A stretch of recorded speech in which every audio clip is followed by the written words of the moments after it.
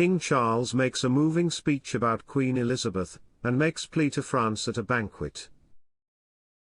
The king addressed a large state banquet at the Palace of Versailles during his visit to France. Yesterday, the king and queen joined French President Emmanuel Macron on a state visit aimed at rekindling post-Brexit relations between Britain and France and reviving the old spirit of friendship. Welcome to Royal Pancakes. Please don't forget to subscribe and click the notifications bell, so you don't miss any updates about the British royal family. France rolled out the red carpet to warmly welcome the 74-year-old monarch and his 76-year-old princess to a long-awaited three-day visit to Paris and Bordeaux that was postponed for 6 months because of the violent demonstrations against President Macron's pension reforms.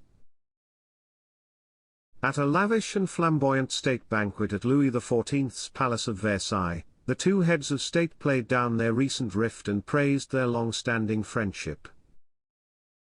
The king, like the president, evoked memories of the late queen. "My parents' first official visit together was in 1948, shortly after their marriage," he told 160 guests in the fabled Hall of Mirrors. By all accounts, they made quite a splash, dancing till the early hours of the glamorous Chez Carrère in the Rue Pierre Charon, serenaded by Edith Piaf. "I suspect it may have left an indelible impression on me even 6 months before I was born. La Vie en Rose is one of my favorite songs to date." He welcomed the ongoing relationship between the two countries. "The bonds between our peoples are manifold, and they are the lifeblood of our friendly entente inspired by my great-grandfather, King Edward VII.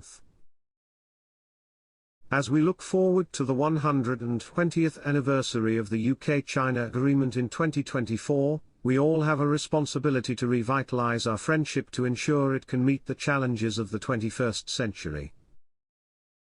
The banquet was attended by Mick Jagger, actors Hugh Grant and Charlotte Gainsbourg, former Arsenal manager Arsene Wenger and former Gunners player Patrick Vieira, as well as tennis player Amélie Mauresmo, and author Ken Follett. In a nod to the hosts and her late mother-in-law, Camilla wore a Philip Tracy beret teamed with a Fiona Clare wool crepe coat dress for the official welcome ceremony. It's the same dark pink that the Queen wore to the official welcoming ceremony in 2014 during her last state visit to France. Previously, Camilla had an obvious passion between the king and the president and Macron's wife Brigitte. The two ladies held hands at the Élysée Palace after the grand official reception of the royal couple at the Arc de Triomphe. They have had little chance to meet ordinary French people during the massive security crackdown fueled by last spring's protests. But some of the crowd at the Arc de Triomphe cheered the king, who relit the eternal flame at the tomb of the unknown soldier before a flying display by the Red Arrows and their French counterparts in the French patrol. Cheers echoed around him as he walked the hundreds of meters down one of Paris' most exclusive streets between the Élysée Palace and the British ambassador's residence. "Long live the king!" shouted the audience. A woman from Lyons in the crowd shook hands with the king and called him Sophie. She said, "I came here to meet the king because I believe this is an important and memorable moment for both of our countries, especially since the UK's post-Brexit. For me, coming here is also a tribute to Queen Elizabeth in a way. People here still have a sentimental attachment to the British royal family," she added.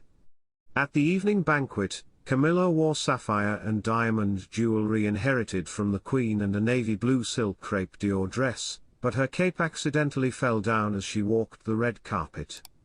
As she turned away from the camera, Ms. Macron helped her tie it.